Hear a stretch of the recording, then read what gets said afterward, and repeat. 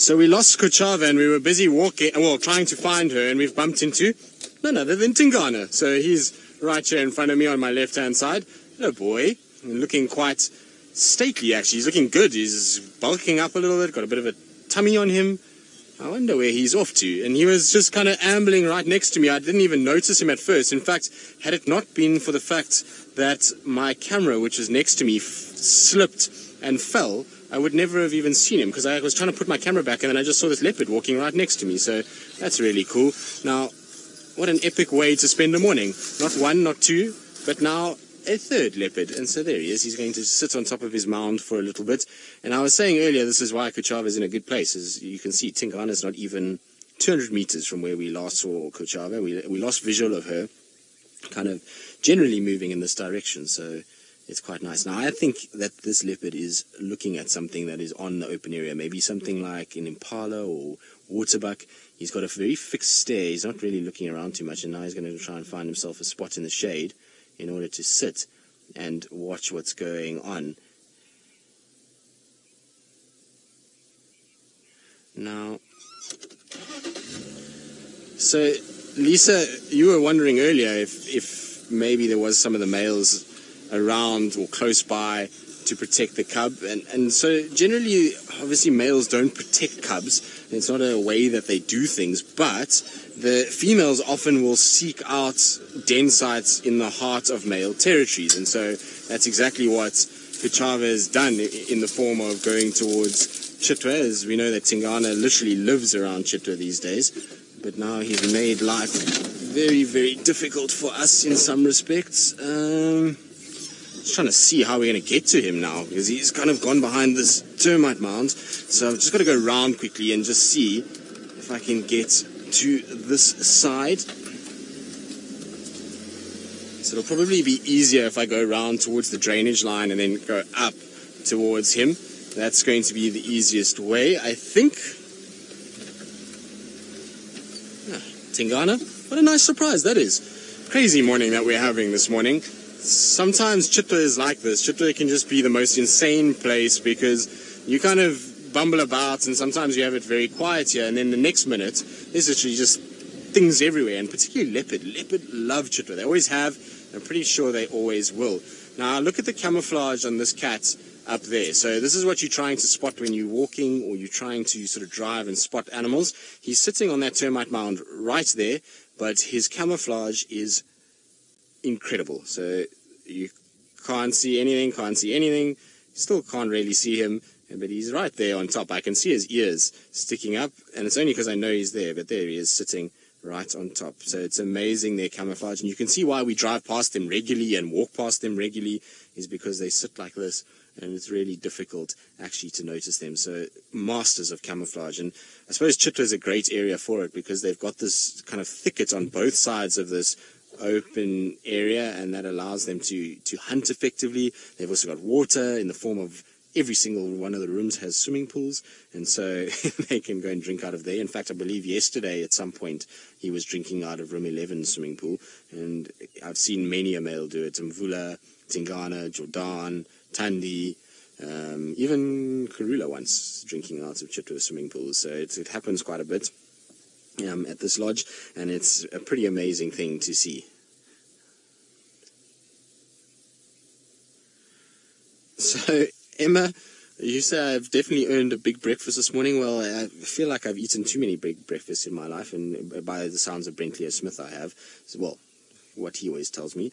But, well, I suppose we have earned a good breakfast. Senzo, you've earned a good breakfast this morning. Senzo's had it tougher than what I have. I've just followed leopards around with a smile on my face all morning. Poor Senzo's had to duck and dive and bob and weave and move cameras around, and so it's made it a little bit tougher for him. So I think Senzo might be quite hungry. Senzo, you hungry? Yes, thumbs up from Senzo saying he's hungry. So hopefully we'll get a good breakfast for Senzo. But it's been an epic morning. I mean, we couldn't have asked for anything better than to see, not, like I say, not even one, but 3 leopards, and including a first-time sighting of a leopard that I've never seen before in the form of Kuchava's cubs. So we've been spoiled this morning, and like I say, it's part of the reason why safari in South Africa is just the most epic thing, because if you think about it, we are in the middle of summer, theoretically the green season, when it's supposed to be very, very difficult to find animals, but yet here we are with 3 different leopards in one morning, and that's the advantage of having reserves like this, and like I say, where we are able to have safari all year round and still come out with some incredible sightings. So we're very fortunate to be down in South Africa. It's an amazing, amazing place, and like I say, pretty much every single one of our reserves can be visited at any time of the year and reward you with amazing stuff. So we're very fortunate, and this green season for us has been a bumper one with leopards. We've had amazing leopard sightings during the course of summer, so we've been very, very fortunate this year. You can see he's kind of keeping a bit of a low profile. I think he's watching something that's moving around. I can't see what it is, but he's definitely kind of gazing upon the open area of Chitwa and just taking in whatever's happening. Now, I'm looking above me here just to check if there's nothing that I can see. Nope, it doesn't seem like anything. So I think he's just found himself a really nice perch for the day. He's high up. He can see what's going on. He's got shade. He's got camouflage. It is the perfect leopard spot, and he looks like the king up there, doesn't he? He's kind of just perched on top of his throne and taking it very easy. Epic. There's no other way to describe it. We've just had the most insane morning, that is for sure.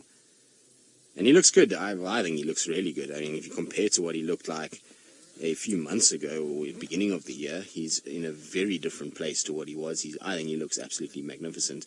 And I know he's just come off a kill somewhere. He had a kill somewhere close to room 11, which is just basically straight down this riverbed. And it's part of the reason why I actually drove here, is to maybe see if he was here. And he's kind of seemingly starting to look a little bit more like the Tingana of old, doesn't he? He filled out a little bit, and just looking healthy, which is really, really good news. So super happy about the fact that we found him, and super happy that he's sitting and taking it very easy. And I'm pretty sure he's going to sit here the whole day. I don't think Tingana's going to move very far. If he does move, it'll just be around the lodge itself. He might end up towards the dam wall side, but doubt he's going to go far. He's found himself a really nice spot. There's lots of shade in this area. There's going to be lots of opportunities to hunt during the course of the day. And so he's really kind of found himself a winning area, that's for sure. Now, what I want to know is, I wonder where our naughty little Hosanna is, because he was last seen going into Torchwood, which is straight north of where we are now. So I wonder if he's maybe going to come this side and maybe come and meet up with Dad and Aunt and, well, not Aunt, what would it be, niece and grandniece, if it's what you want to call it in the form of Kuchava. I wonder if they've actually interacted, Kuchava and Hosanna. Must have, given how much Hosanna spends time on Chitwa.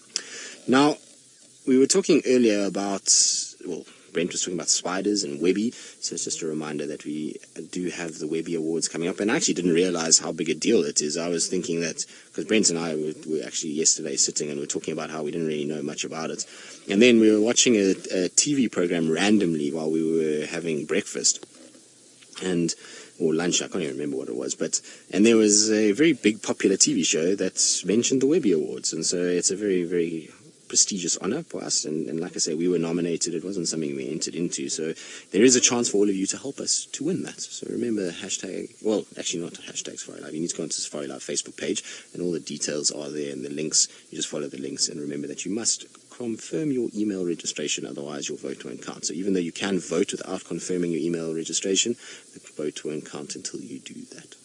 Good. Hopefully, Senzo, have you voted? Ooh, Senzo hasn't voted. He says it's his first day. We'll give you some slack, that's fine, because it's your first day, but we'll get Senzo onto it as well. I think most of the crew by now has voted as well, which is always very good. Nikki, have you voted? No, I don't know. Nikki, I'm sure Nikki's voted. She's very studious. There we go. She's voted on all 3. Well done, Nikki. Very studious. You get a round of applause. Good. Now we're going to sit with Tingana, see what he gets up to. While we do that, let's send you back across to Brent Leo Smith and see if he's any nearer to that elusive male.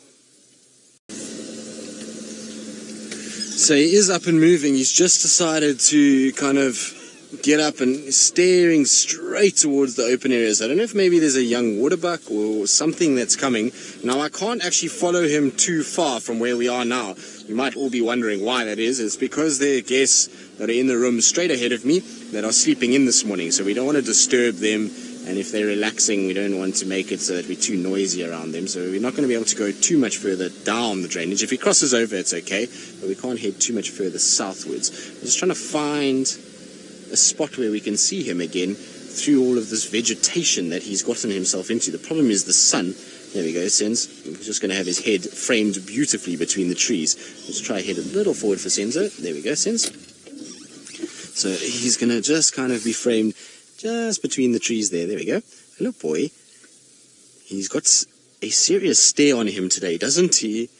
He's got a situation where he's kind of seems quite focused, and there's some sort of light in those eyes today. He doesn't look as though he's kind of in sleepy mode just yet. He's definitely staring intently towards the open section at the moment. And I wonder if maybe, just maybe, there's a little baby waterbuck walking around, because we know Tingana, he loves baby waterbuck. It's one of his favorite meals.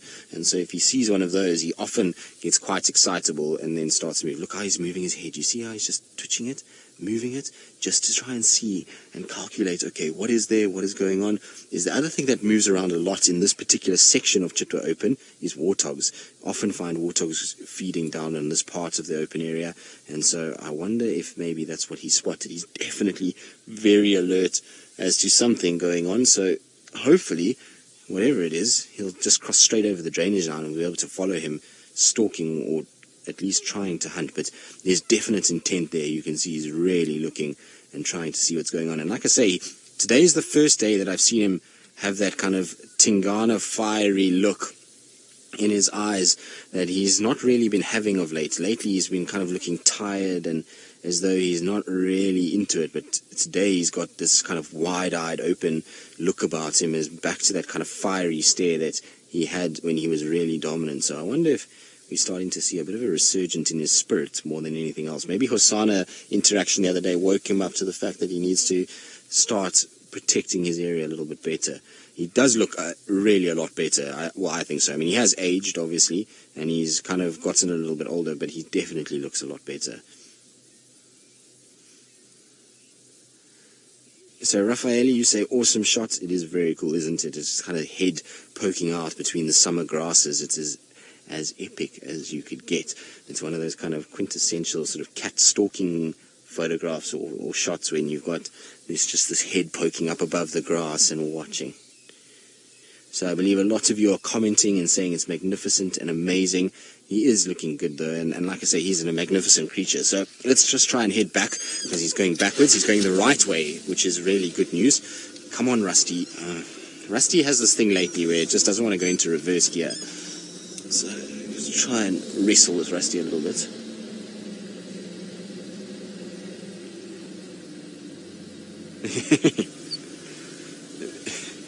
So, Giraffe Girl, you make a very valid point. We don't want to let Hukumori know there are warthogs aside. We know how much he loves to hunt warthogs, and so we need to keep quiet so that he stays in the west. But I think he's busy with an aardvark today, so that means that hopefully he'll leave this area alone. I'm quite glad Tingana's facing the way he is now, because now I can go and park back in the shade. The sun has got a bit of a nip to it today, so being out in the sun was starting to get quite warm, but we can go and just park ourselves right back in the shady area where we were, which will be absolutely perfect. There's going to be a bit of a branch in the way, unfortunately, but that's okay.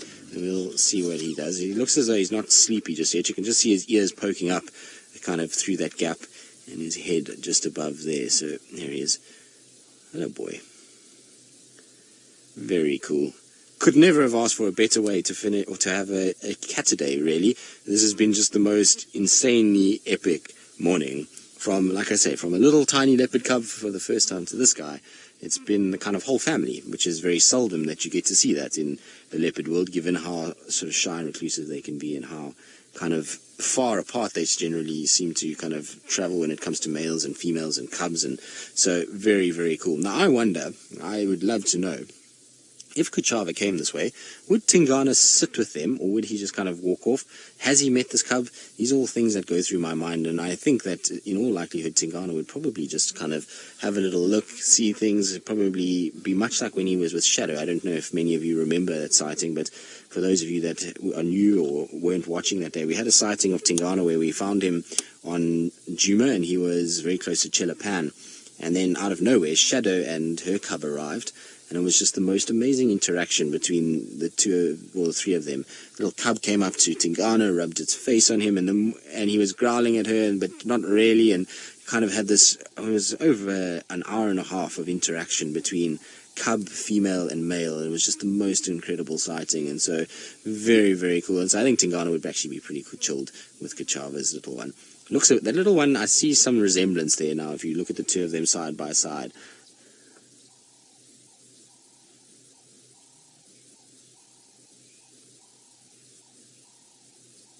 Selena Culpepper, welcome to Safari Live. You've just joined us for the first time, and you've asked your very first question, which is always very exciting. This is not a female, so this is a male. It's a big dominant male. He's as big as they get. Well, I suppose there are one or two that are bigger than him, but he's an old male. He's about 12 years old, and he's kind of lately had a bit of a tough time of it. He's been pushed by younger boys, and he's lost a lot of his territory. But he is not what you would call tamed. So yes, he's relaxed, and yes, he allows us these views very close up, and same with the female earlier that we were following, and the cub. They allow us very close, but it's not because they've been tamed, so we don't feed them and try and kind of pet them and those kind of things. Basically what's happened is we use the word habituated, so basically a leopard has gotten used to the fact that the cars drive around here, and so the cars don't pose a threat. We don't try and hurt them in any way. We don't take food from them. We don't hunt them. We don't have any situation where we give a negative sort of feeling towards these animals. And so we just become like part and parcel. We're almost like a tree that moves around for them in a way. And so we're part of their environment, but not something that they interact with, which is pretty interesting. So I suppose tamed is more if you had to try and kind of make an animal bow to your will, if you want to call it that way, whereas this is just an animal that's become completely disregarded our presence and is not worried about us in any way, doesn't really care that we're here, and that's exactly what we want. We want to try and give these animals as much of a situation where they are able to do whatever they want, and if they don't want to be seen by us, then they'll kind of trot and move away and sort of go into a thicket or something like that. Much like Kachava did just now. I think she wanted to go and hide her cub, and so she went into a thick, dense part, and so we took our leave and we left her there. We ultimately had got to see her, and we'd done exactly what we wanted, in that the cub, by the time we left, was so much more relaxed than when we started. And so if you just keep doing those kind of things, then they become very kind of relaxed around us and allow us to be able to view them, and there's a bit of a respect that you need to show both ways. So it's not kind of pushing them in any way, and then generally they'll become like this where you can view them and you can have these incredible sightings. It's part of the reason why, like I say, the Sabi Sands are so famous, is because there is this ability to follow leopards around and to spend time with them. It's just an amazing thing. It's got to be one of the best leopard destinations in the world, if not the best. There's probably 2 or 3 other places that I can think of that has insanely good leopard viewing, but very, very few places that are as good as the Sabi Sands. And I'll tell you why. I mean, this morning, just alone this morning, so we've seen 3 leopards, but there's been another 4 that have been called in on the radio in the general area that we're in. So there's been Inkanyeni and Cub has been called in, and I believe that Sibui, and so it's actually another 3. Sibui and the 2 cubs were also briefly seen down on the Mala Mala boundary. So it's actually even more. So it's 10 leopards that have been seen in an area that is, if you had to go to somewhere like the Mara and just look out from a viewpoint, you would see that whole area, and there's 10 different individuals in it. So it's an amazing thing that we're in a place with such high density. Good, he's still looking around, he's still watching what's going on, he's kind of checking out warthogs that are, I think warthogs is what it is, because I can't see waterbuck, and waterbuck are quite big, so I think maybe some warthogs that are around. And so while we watch what Tingana gets up to, let's send you back across to Steve, who's just bumbling about and I'm sure enjoying the sunshine. No, he doesn't. It certainly is not cold right now at all. In fact, it is rather steamy, as Brent would put it. So Tingana's just stood up again. I don't know what he's doing. He's kind of just having a little look around. But look at that. You can see massive dewlap. And when you see him like this, you realize that all of our boys that we've been seeing, so that young male Steve saw, Hukumuri, Hosana, Tamba, they have a long way to go in terms of getting their necks to the same depth and thickness that you see from Tingana. Tingana's got a monstrous neck at the moment, well, still, and he's kind of got a lot of a dewlap developed, and it's going to take a long time for everybody else to catch up. Now, I think he's going to tuck himself in under that bush. Let's see if he does. He's kind of just looking around a little bit and sort of having a bit of a check around his throne that he's been sitting on, and I reckon he'll find himself a comfy spot just to lie down eventually and probably disappear from sight, because if he lies down there, we're not going to be able to see him at all, unfortunately. But like I say, we can't complain too much. We've been spoilt with leopards this morning, and we've had a great view of him and Chitwa and the little one. So